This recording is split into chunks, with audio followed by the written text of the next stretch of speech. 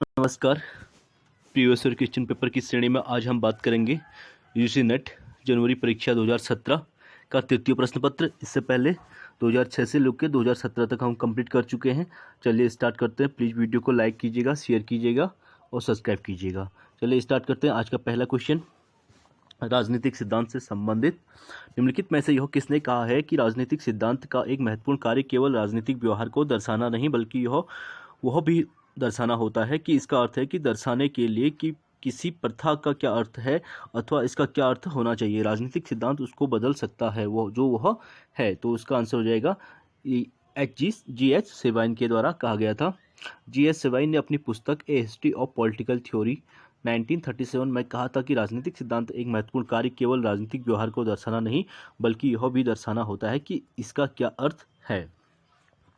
अगले क्वेश्चन की बात करेंगे। राजनीतिक सिद्धांत से संबंधित अभिकथन और कारण दिया गया है। लेनिन ने बुद्धिजीवियों के क्रांतिकारी कार्य का एक नया सिद्धांत प्रस्तुत किया। क्रांति के प्रभावी कारण उत्पादन के विचार होते हैं, न कि उसकी भौतिक स्थितियाँ। तो इसका आंसर हो जाएगा ए, यानी ए और आर दोनों सत्य हैं और उसकी व्याख्या भी सही है। देख लेते हैं इसे। लेनिन ने क्या कहा था। भूतपूर्व रूसी राष्ट्रपति एवं विचारक लेनिन ने बुद्धिजीवियों के क्रांतिकारी कार्य का एक नया सिद्धांत प्रस्तुत किया। उसने मार्क्स और ग्राम्सी के क्रांति संबंधी विचारों में कुछ मौलिक परिवर्तन किया। उसके अनुसार क्रांति के प्रभावी कारण उत्पादन के विचार होते हैं, न कि उसकी भौतिक स्थितियां।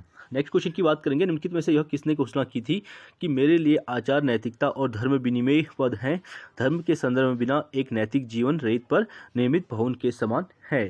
तो थर्ड का आंसर हो जाएगा सी। ये महात्मा गांधी के द्वारा कहा गया था। महात्मा गांधी ने धर्म पर अत्यधिक विस्तृत स्वरूप ग्रहण किया था। वह नैतिकता और शुद्ध आचार विचार को ही सच्चा धर्म मानते थे और उन्होंने राजनीति में भी नैतिक मूल्यों को महत्व दिया था। उनकी दृष्टि में वह राजनीति हिंसक है जो जीवन के आधारभूत सत्यों को लेकर नहीं चलती है। धर्म के इसी स्वरूप से मानव जीवन को गति मिलती है। तो वह राजनीति के आध्यात्मिकरण एवं नैतिकता के पक्ष में थे। अगले क्वेश्चन की बात करेंगे। सूची 1 को सूची 2 से मिलाने की बात करें। प्लेटो के संवाद और मुख्य विषय से संबंधित क्वेश्चन है, इसे देख लेते हैं। तो सिंपोजियम प्रेम की तत्व मीमांसा से संबंधित है, प्लेटो के द्वारा जो लिखे गए थे। और फ्लेवस की बात करें तो विचारों के सिद्धांत को नीति शास्त्र के क्षेत्र पर लागू करना। और टाइमेयस की बात करें तो भौतिक अस्तित्व के सिद्धांत का क्षेत्र हो जाएगा। रिपब्लिक राजनीति का क्षेत्र है। अगले क्वेश्चन की बात करेंगे। अभिकथन और तर्क फिर दिया गया है, इसे देख लेते हैं। अरस्तु के किसी भी प्रामाणिक बोध के द्वारा इस विचार का समर्थन नहीं किया जा सकता कि उसकी दार्शनिक व्यवस्था प्लेटो की विपरीत थी। तर्क की बात करें तो अरस्तु की व्यवस्था प्लेटो की व्यवस्था की त्रुटियों से मुक्त आदर्शवाद को दार्शनिक रूप देने का एक प्रयास है। तो इसका आंसर हो जाएगा ए और आर दोनों सही हैं, लेकिन व्याख्या भी सही है। प्रसिद्ध यूनानी चिंतक अरस्तु प्लेटो का शिष्य था। अरस्तु के किसी भी प्रामाणिक बोध के द्वारा इस विचार का समर्थन नहीं किया जा सकता कि उसकी दार्शनिक व्यवस्था प्लेटो के विपरीत थी। अगले क्वेश्चन की बात करेंगे। ये भी अभिकथन और तर्क से संबंधित क्वेश्चन है। मैकियावेली नैतिकता के दोहरे मानदंड का समर्थन करता है, जिसमें एक तो शासक के लिए है जबकि दूसरा निजी नागरिकों के लिए। राज्य के निर्माता के रूप में शासक न सिर्फ कानून से परे है बल्कि नैतिकता से भी परे है। तो इसका आंसर होगा ए, यानी ए और आर दोनों सत्य हैं और आर ए का सही स्पष्टीकरण है। आप इसे देख सकते हैं। दो प्रिंस मैकियावेली की फेमस बुक नैतिकता के दोहरे मापदंड का उल्लेख किया गया है। अगले क्वेश्चन की बात करेंगे। आप इसे अच्छे से रीड कर सकते हैं वीडियो पॉज करके। अगले क्वेश्चन की बात करेंगे। निम्नलिखित में से किसके विचारों को उपीटावाद के दार्शनिक अतिवाद में शामिल किया गया है। तो थॉमस हॉब्स, यानी बी इसका आंसर हो जाएगा। थॉमस हॉब्स व्यक्ति के अधिकारों का उल्लेख अपने सामाजिक समझौते में अवश्य करता है, किंतु लेवियथन को उसके अत्यधिक अधिकार प्रदान कर देता है और व्यक्ति विशेष को पंगुसा बना देता है। इस प्रकार हॉब्स का उपयोगितावाद दार्शनिक अतिवाद की श्रेणी में आ जाता है। नेक्स्ट क्वेश्चन की बात करेंगे। ये भी अभिकथन और तर्क से संबंधित है। कुछ लोग कार्ल मार्क्स की व्याख्या आर्थिक नीतिवाद के रूप में करते हैं, जबकि अन्य इन्हें मानवोचित समाजवादी के रूप में व्याख्या करते हैं। समस्या उनकी अपनी रचनाओं की व्यापकता एवं उसके जटिल स्वरूप से पैदा होती है। तो इसका आंसर हो जाएगा ए और आर दोनों सही हैं और उसकी व्याख्या भी सही है। अगले क्वेश्चन की बात करेंगे। आप इसे अच्छे से देख सकते हैं। मार्क्स के विचारों एवं सिद्धांतों के व्याख्याकारों में आपस में बहुत मतभेद है। जहां कुछ लोग मार्क्स की व्याख्या अधिक आर्थिक नीतिवाद के रूप में करते हैं, वहीं कुछ लोगों का मानना है कि मार्क्स किसी समय पर किसी स्थान विशेष की परिस्थितियों की वैज्ञानिक व्याख्या है, अर्थात ये मार्क्स को मानवोचित समाजवादी मानते हैं। अगले क्वेश्चन की बात करेंगे, श्री अरविंद की निम्नलिखित पुस्तकों को उसके सही कालानुक्रम व्यवस्थित कीजिए था नीचे कूट से सही उत्तर की चयन करने की बात कर रहा है। इसे देख लेते हैं। श्री अरविंदो की पुस्तकों का सही कालक्रम इस तरीके से है, सबसे पहले उनके लव एंड डेथ लिखी गई थी, उसके बाद लाइफ डिवाइन, और थर्ड में आ जाएगी सावित्री, ए लीजेंड एंड सिंबल, और अंत में एसेज ऑन गीता इनके द्वारा लिखी गई थी। नेक्स्ट क्वेश्चन की बात करेंगे, तुलनात्मक राजनीति में विश्व के प्रमुख संविधान से संबंधित क्वेश्चन है। निम्नलिखित में से किसने यह इस विचार का खंडन किया कि मानव व्यवहार का यथेष्ट रूप में वर्णन शामिल कर्ता के आशय, उद्देश्य और कारणों के संदर्भ के बिना भी किया जा सकता है? तो इसका आंसर हो जाएगा पीटर विंच के द्वारा, यानी ए इसका आंसर हो जाएगा। राजनीतिक दार्शनिक पीटर विंच 1926 टू 1997 ने इस विचार का खंडन किया कि मानव व्यवहार का यथेष्ट रूप से वर्णन शामिल करता के आशय, उद्देश्य और कारणों के संदर्भ में के बिना भी किया जा सकता है।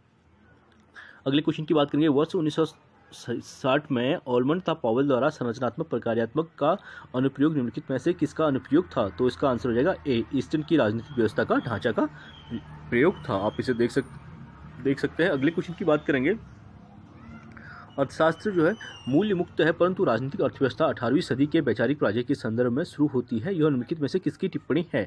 तो ये शुम्पीटर के द्वारा कही गई थी। शुम्पीटर ने अपनी पुस्तक the theory of economic development 1934 में यह टिप्पणी की थी। नेक्स्ट क्वेश्चन की बात करेंगे, निम्नलिखित में से कौन उदारवादी संविधानवाद का अभिन्न अंग नहीं है? तो यहाँ पर नहीं पूछ रहा है, तो इसका आंसर हो जाएगा सी, यानी बहुमतवाद जो है इसका अंग नहीं है। इसे देख सकते हैं। अगले क्वेश्चन की बात करेंगे, संयुक्त राज्य अमेरिका में राष्ट्रपति प्रणाली सर्वाधिक सफलतापूर्वक कार्य करती है, जिसका कारण क्या है? इसका कारण है समाज में अल्प अंतर विरोध, यानी डी इसका आंसर हो जाएगा। अगले क्वेश्चन की बात करेंगे, ग्रेट ब्रिटेन में हाउस ऑफ लॉर्ड्स को मुख्यतः रखा गया है क्योंकि यह एक संस्था के रूप में बनाए रखा गया है, यानी इसका आंसर भी डी हो जाएगा। आप इसको वीडियो पॉज करके अच्छे से देख सकते हैं। नेक्स्ट क्वेश्चन की बात करेंगे, फिर अभिकथन और तर्क दिया गया है। हंटिंगटन का यह कहना सही है कि अमेरिकी राष्ट्रपति के राज्य तथा सरकार की भूमिका का सम्मिलन एवं मध्ययुगीन पड़ता है। यह ऐसा इसलिए है क्योंकि अन्य लोकतंत्र में ये दो भूमिकाएं एक साथ जुड़ी नहीं हैं। तो इसका आंसर भी ए हो जाएगा। ए और आर दोनों सत्य हैं और उसकी व्याख्या भी सही है। अगले क्वेश्चन की बात करेंगे, पिछले 100 वर्षों में उदारवादी लोकतंत्रों में न्यायिक शक्ति का विकास हुआ है क्योंकि मानवाधिकारों की रक्षा के लिए, यानी इसका आंसर भी डी हो जाएगा। अगले क्वेश्चन की बात करेंगे, निम्नलिखित में से कौन शुम्पीटर में लोकतंत्र के साथ अभिजात वर्गवाद को अनुकूल बनाने के लिए आवश्यक पूर्वापेक्षा नहीं है?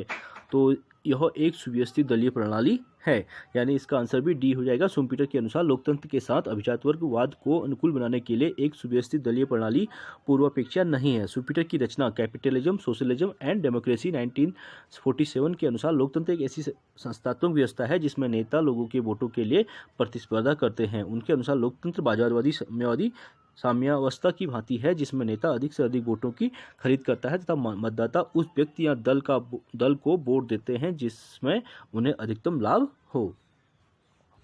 नेक्स्ट क्वेश्चन की बात करेंगे, मान्यता और प्रतीक निम्नलिखित में से किसमें सत्ता के विचार की विशिष्ट विशेषताएं हैं? तो इसका आंसर हो जाएगा मैक्स वेबर, यानी डी इसका आंसर है। वेबर के अनुसार युगों, पुराने रीति रिवाजों, परंपराओं, प्रथाओं और मान्यताओं के कारण परंपरागत सत्ता में समावेश का पालन किया जाता है। चमत्कारी सत्ता की बात करते हैं। चमत्कारी सत्ता में वैधता का आधार केवल करिश्मा है। अगले क्वेश्चन की बात करेंगे, राजनीतिक अवधारणाओं से संबंधित सूची 1 को सूची 2 से मिलाने की बात कर रहा है। लेखक और अवधारणा से संबंधित है, इसे देख लें। जॉन रॉल्स के द्वारा जस्टिस एज फेयरनेस कहा गया था, और जॉन सी हर्सियानी के द्वारा द मैक्सिमिन प्रिंसिपल की बात की गई थी। रिचर्ड जे अर्नेसन के द्वारा प्राइमरी गुड्स रिकंसिडर्ड की बात की गई थी। और अगले की बात करें तो एलेक्स कैलेनिकोस की बात जो है इक्वलिटी ऑफ वाट की गई थी। नेक्स्ट क्वेश्चन की बात करेंगे, निम्नलिखित में से किसने नागरिक शक्ति की परिभाषा इस प्रकार की है कि संपत्ति को विनियमित करने तथा उसके संरक्षण करने तथा ऐसे कानून को लागू करने में समुदाय की शक्ति का उपयोग करने के लिए शक्ति के साथ विविध विधि बनाने का अधिकार, ये सभी सार्वजनिक हित के लिए होते हैं। तो इसका आंसर हो जाएगा सी, यानी जॉन लॉक के द्वारा संपत्ति के अधिकार का जन्मदाता जॉन लॉक को माना जाता है। आप इसे अच्छे से देख सकते हैं। अगले क्वेश्चन की बात करेंगे, निम्नलिखित में से यह किसका कथन है विचारधारा संपूर्ण सामाजिक विज्ञान में सर्वाधिक भ्रामक अवधारणा है? तो 22 का आंसर हो जाएगा बी। 1995 में प्रकाशित अपनी पुस्तक ideology concept in social thought में डेविड मैकक्लेन का प्रसिद्ध कथन विचारधारा संपूर्ण सामाजिक विज्ञान में सर्वाधिक भ्रामक अवधारणा है। अगले क्वेश्चन की बात करेंगे, उदारवाद के विषय में निम्नलिखित में से कौन सा कथन सही नहीं है पूछ रहा है। तो उदारवाद की बात करेंगे तो इसका आंसर सी हो जाएगा। उदारवादी सार्वभौमवाद में यह विश्वास नहीं करते कि प्रत्येक व्यक्ति की समान नैतिक योग्यता होती है।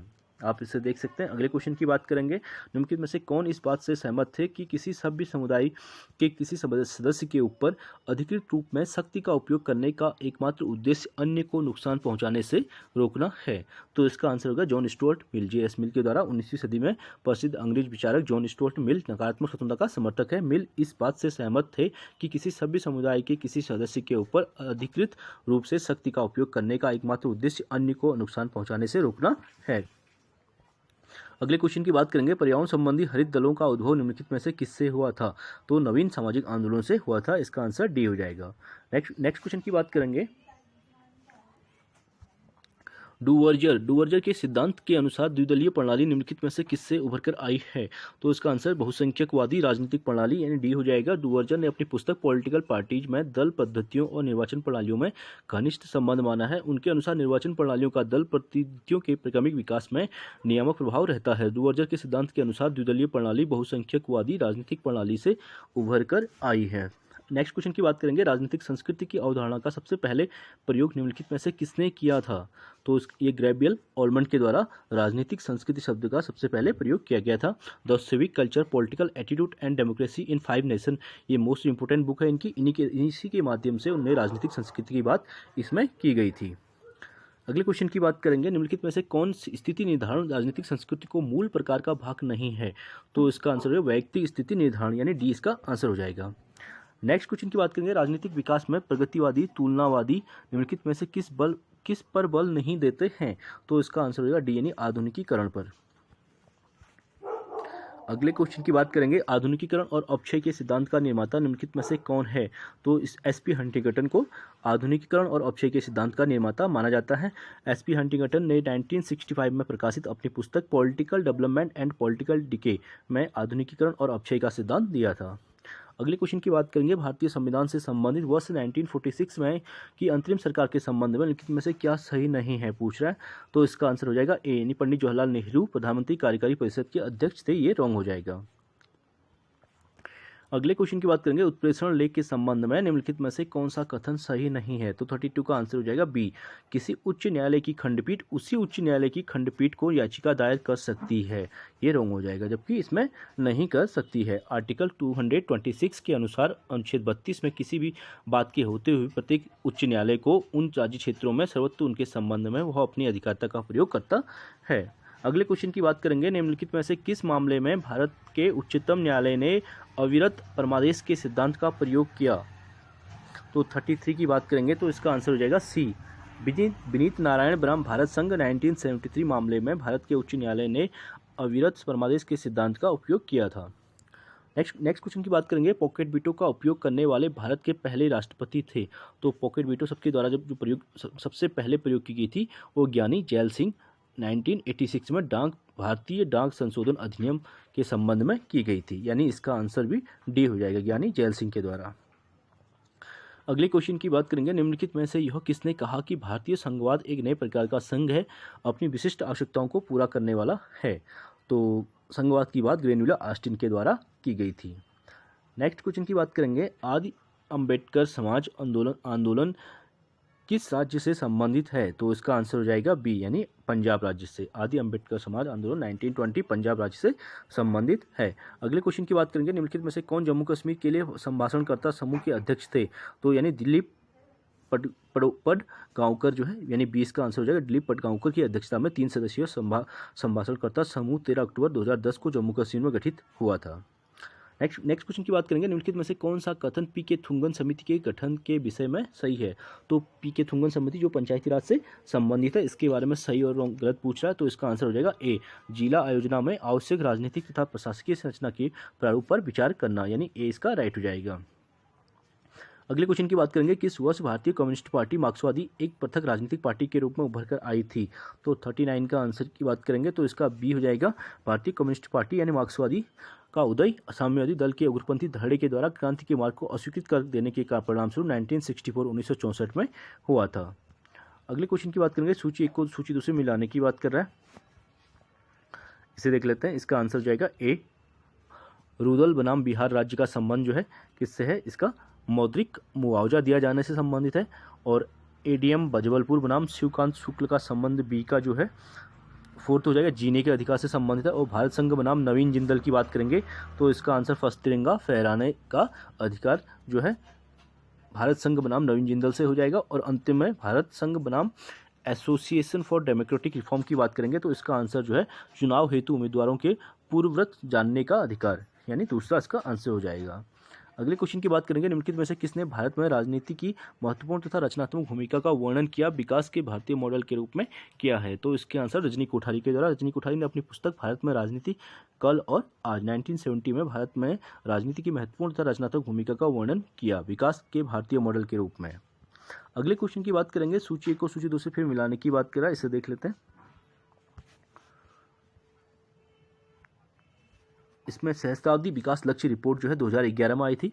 और राष्ट्रीय महिला आयोग की बात करेंगे 1992, महिला और बाल विकास मंत्रालय 2006 और राष्ट्रीय महिला सशक्तिकरण मिशन जो है 2010, यानी ये हो जाएगा। अगले क्वेश्चन की बात करेंगे, निम्नलिखित में से किसने भारत में चुनाव का खर्च राज्य द्वारा किए जाने का विरोध किया था? तो वो कमेटी थी न्यायमूर्ति बीपी जीवन रेड्डी, यानी पहला इसका आंसर हो जाएगा। अगले क्वेश्चन की बात करेंगे, स्थगन प्रस्ताव का उद्देश्य है। तो स्थगन प्रस्ताव का संबंध जो है अलंबनीय लोक महत्व के मामले की तरफ सदन का ध्यान आकृष्ट करना है, यानी इसका आंसर भी डी हो जाएगा। नेक्स्ट क्वेश्चन की बात करेंगे, निम्नलिखित में से किसके द्वारा ग्रामीण स्थानीय प्रशासन को संवैधानिक दर्जा देने का पहला प्रयास किया गया था? तो पहला प्रयास 64वें संवैधानिक संशोधन विधेयक के द्वारा किया गया था। राजीव गांधी के प्रधानमंत्री काल में 1989 में 64वें संविधान संशोधन विधेयक को लाया गया। इसके द्वारा ग्रामीण स्थानीय सुशासन को संवैधानिक दर्जा देने का पहला प्रयास किया गया था। यह विधेयक लोकसभा में पारित हो गया था, लेकिन राज्यसभा में पारित नहीं हो पाया था। अगले क्वेश्चन की बात करेंगे, सूची 1 को सूची 2 से मिलाने की बात कर रहा है, तो इसको देख लेते हैं। वित्त आयोग का संबंध जो है 73वां संवैधानिक संशोधन अधिनियम से हो जाएगा। नगर पंचायत की बात करें 74वां संवैधानिक संशोधन अधिनियम। और लोकतांत्रिक विकेंद्रीकरण का संबंध बलवंत राय मेहता समिति। और मंडल पंचायत का संबंध जो है अशोक मेहता समिति हो जाएगा। अगला क्वेश्चन, भारतीय शासन एवं प्रमुख मुद्दों से संबंधित निम्नलिखित में से किसने समकालीन भारत में सामाजिक प्रभुत्व तथा राज्य शक्ति के बीच पारस्परिक प्रभाव को सिद्धांतबद्ध करने में महत्वपूर्ण योगदान दिया है? तो इसका आंसर हो जाएगा ए, ये हो जाएगा फैसाइन आर फ्रैंकल तथा M.S.A. राव के द्वारा ये कहा गया था। इनकी बुक जो है dominance and state power and modern India decline of A social order 1990 में समकालीन भारत में सामाजिक प्रभुत्व और राज्य शक्ति के बीच पारस्परिक प्रभाव को सिद्धांतबद्ध करने में महत्वपूर्ण योगदान दिया है। अगले क्वेश्चन की बात करेंगे, निम्नलिखित में से किस समाचार पत्र का प्रबंधन भारत में एक न्यास द्वारा किया जाता है? तो इसका आंसर है ट्रिब्यून समाचार पत्र का प्रबंधन ट्रिब्यून ट्रस्ट द्वारा किया जाता है। आंग्ल भाषा में छपने वाला यह समाचार पत्र चंडीगढ़, नई दिल्ली, जालंधर, देहरादून और बठिंडा से प्रकाशित होता है, जिसकी स्थापना 2 फरवरी 1881 में लाहौर यानी वर्तमान पाकिस्तान में सरदार दयाल सिंह मजीठिया ने किया था। अगले क्वेश्चन की बात करेंगे, निम्नलिखित में से किस पूर्व प्रधानमंत्री का विचार था कि केवल कार्यान्वित नौकरशाही ही सामाजिक परिवर्तन ला सकती है? तो ये इंदिरा गांधी के द्वारा कहा गया था 1970 में। अगले क्वेश्चन की बात करेंगे, निम्नलिखित में से किस आयोग या समिति ने विजुअल ब्लोअरों के संरक्षण की सिफारिश की है? तो इसका आंसर होगा द्वितीय प्रशासनिक सुधार आयोग 2011-12 में अपनी दी गई रिपोर्ट में विजुअल ब्लोअरों के संरक्षण की सिफारिश की थी। अगला क्वेश्चन, लोक प्रशासन से संबंधित निम्नलिखित में से यह किसका विचार है कि प्रशासन उन व्यक्तियों का कार्य होता है जो किसी संगठन में प्रबंधकीय प्रकार्यों को संपन्न करने में संलग्न रहते हैं? तो इसका आंसर 51 की बात करेंगे तो 51 का आंसर लोक प्रशासन से संबंधित डी हो जाएगा, यानी A, B, C, D ये चारों सही हैं। हेनरी फ्यूल की बात करें, हर्बर्ट साइमन, लूथर गुलिक एवं विक्टर थॉमसन। प्रशासन के शास्त्रीय सिद्धांत से संबंध है। इसका विचार है कि प्रशासन उन व्यक्तियों का कार्य होता है जो किसी संगठन में प्रबंधकीय प्रकार्यों को संपन्न करने में संलग्न रहते हैं। अगले क्वेश्चन की बात करेंगे, लोक प्रशासन के विकास के निम्नलिखित में से किस चरण को राजनीतिक शासन द्विभाजन का युग कहा जाता है? तो इसका आंसर है प्रथम चरण। लोक प्रशासन के विकास के प्रथम चरण का संबंध 1887 टू 1920 को राजनीतिक द्विभाजन का युग कहा जाता है। वुड्रो विल्सन ने राजनीति को प्रशासन से अलग किया और तर्क दिया कि राजनीति का सरोकार जो है नीति निर्माण से है, जबकि प्रशासन का सरोकार निर्णयों को लागू करने से होता है। अगले क्वेश्चन की बात करेंगे, निम्नलिखित में से कौन सी नवीन लोक प्रबंधन की मुख्य विशेषताएं हैं? तो नवीन लोक प्रबंधन की जो मुख्य विशेषताएं हैं इसका आंसर सी हो जाएगा, यानी A, B, C। नागरिकों का सशक्तिकरण, लोक नौकरशाही की नियुक्ति और लागत में कटौती करना। संगठनात्मक केंद्रीकरण जो है इसकी विशेषता लोक प्रशासन की विशेषता नहीं है।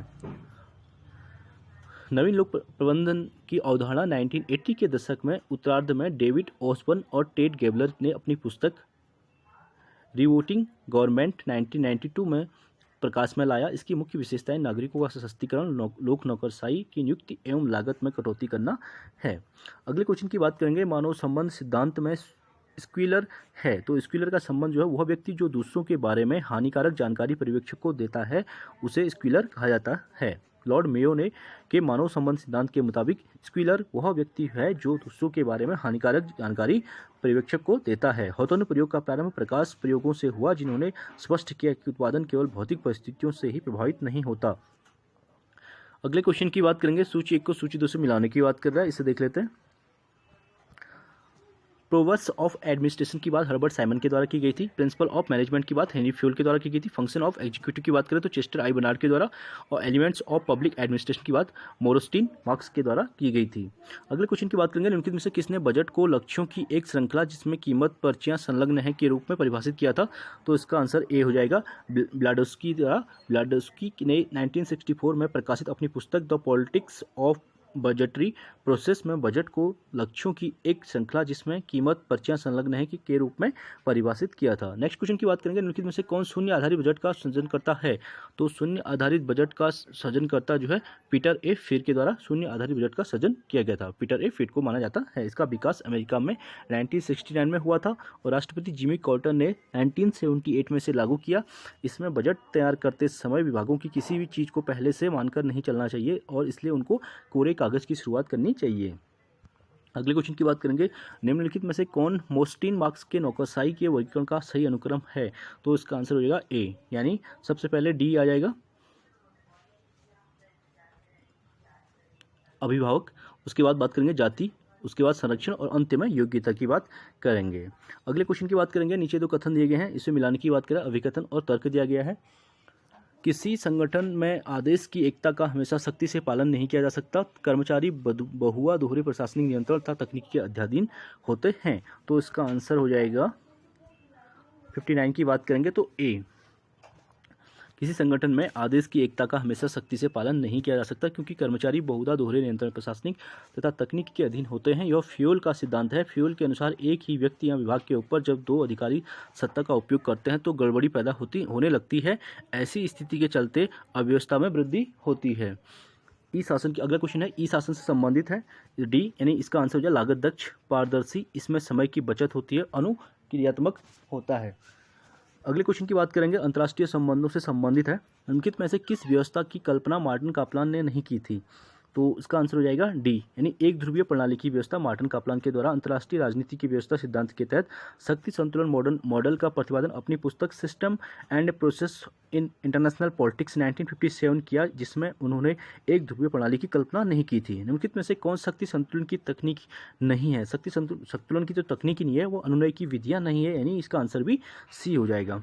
अगला क्वेश्चन है 63 क्वेश्चन की बात करेंगे। वर्ष 1999 में नाटो ने सर्बिया पर कोसोवो में निर्जातीय नरसंहार का आरोप लगाया और उसके खिलाफ कार्रवाई की। इस पर रूस तथा चीन जैसी प्रमुख अन्य शक्तियों ने इस प्रकार प्रतिक्रिया व्यक्त की। 63 का आंसर हो जाएगा रूस और चीन दोनों ने संयुक्त राष्ट्र संघ के अनुमोदन के बिना कार्रवाई करने के लिए नाटो की आलोचना की थी 1999 में। इसका आंसर सी हो जाएगा। अगले क्वेश्चन की बात करेंगे, निम्नलिखित में से किसे संयुक्त राज्य अमेरिका ने मार्च 2003 में इराक पर आक्रमण करने का आधार नहीं बताया था? तो इसका आंसर इराक ने कुवैत से पूर्णतः अपने सैनिकों को वापस नहीं बुलाया, यानी डी इसका आंसर हो जाएगा। सद्दाम हुसैन के राष्ट्रपतित्व काल में इराक ने कुवैत पर आक्रमण कर दिया था। अमेरिका ने इराक पर युद्ध रोकने का दबाव बनाया, अंततः विभिन्न कारणों को आधार बनाकर 2003 में इराक पर हमला कर दिया था, किंतु अमेरिका ने आक्रमण का आधार ये नहीं बताया। अगले क्वेश्चन की बात करेंगे, निम्नलिखित में से किसके द्वारा जलवायु उपशमन कार्यसूची के संबंध में साझा परंतु विभेदकारी उत्तरदायित्व का सिद्धांत उभर कर आया था? तो इसका आंसर हो जाएगा ए, यानी क्योटो प्रोटोकॉल 1992 के द्वारा जलवायु उपशमन कार्यसूची के संबंध में साझा परंतु विभेदकारी उत्तरदायित्व का सिद्धांत उभर कर आया था। अगले क्वेश्चन की बात करेंगे, वर्ष 2008 के जॉर्जिया युद्ध के रूस द्वारा निम्नलिखित में से किस गणराज्यों को मदद दी गई थी? तो इसका आंसर दक्षिण ओसेटिया और अबखाजिया दोनों को दी गई थी। आप इसे देखते हैं 2008 के जॉर्जिया युद्ध में रूस ने दक्षिण ओसेटिया और अबखाजिया दोनों गणराज्यों को मदद किया था। यह युद्ध रूस के जॉर्जिया और के मध्य हुआ था, रूस और जॉर्जिया के मध्य हुआ था। इसे 21वीं शताब्दी का प्रथम यूरोपीय युद्ध भी कहा जाता है। अगले क्वेश्चन की बात करेंगे, समुद्र के कानून संबंधी संयुक्त राष्ट्र सम्मेलन UNLOS के अनुसार राज्य समुद्री जल पर क्षेत्राधिकार की हकदारी इस प्रकार होगी। तो इसका आंसर हो जाएगा उपयुक्त तीनों क्षेत्राधिकार के अंतर्गत समुद्र तट से 3 मील प्रादेशिक जल तक, पोत परिवहन हेतु समुद्र तट से 12 मील तक और अनन्य आर्थिक क्षेत्र जिसे EEZ कहते हैं के रूप में 200 मील तक। आप इसे अच्छे से रीड करते हैं। समुद्री जो कानून है उसका संबंध किससे है? समुद्री जल पर क्षेत्राधिकार की हकदारी समुद्र तट से 3 मील प्रादेशिक जल तक होता है। और पोत परिवहन की बात करें तो वहाँ पे जो है SEZ जो EEZ की बात है 200 मील तक होता है। जो है 1994 से प्रभावी है और 1982 में इस पर 157 देशों ने हस्ताक्षर किया है। अगले क्वेश्चन की बात करेंगे। सर जॉन चिलकॉट आयोग ने दोषी पाया, तो किसे पाया था? इसका आंसर बी हो जाएगा। वर्ष 2003 में इराक युद्ध पर यूके का आचरण को गलत पाया था, यानी बी इसका आंसर हो जाएगा।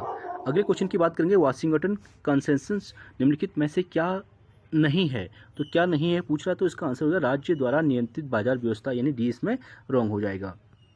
अगले क्वेश्चन की बात करें। बुश डॉक्ट्रिन के अंतर्गत संयुक्त राज्य अमेरिका ने राज्य क्षेत्र के भीतर कार्यकलापों के लिए राज्यों को जिम्मेदार ठहराया और इस प्रकार निम्नलिखित में से क्या करने का अधिकार प्राप्त किया था? तो 70 की बात करेंगे तो इसका आंसर ए हो जाएगा। खल तथा विफल राज्यों के खिलाफ एक तरफा कार्रवाई करना। बुश डॉक्ट्रिन 2002 के अंतर्गत अमेरिका ने राज्य के क्षेत्र के भीतर कार्यकलापों के लिए राज्यों को जिम्मेदार ठहराया और इस प्रकार खल तथा विफल राज्यों के खिलाफ एक तरफा कार्रवाई करने का अधिकार प्राप्त किया। बुश ने इराक, ईरान तथा नॉर्थ कोरिया को खल राज्यों की संज्ञा दी थी। अगले क्वेश्चन की बात करेंगे। सूची 1 को सूची 2 से मिलाने की बात करा। इसे देख लें। शांति प्रस्ताव के लिए एक होने की बात 1950 में की गई थी। स्वेज संकट 1956 में आया था और इराकी हथियार संबंधी यूएन सुरक्षा परिषद प्रस्ताव जो है 2002 में लाया गया था और कोसोवो में UN मिशन 1999 में लाया गया था।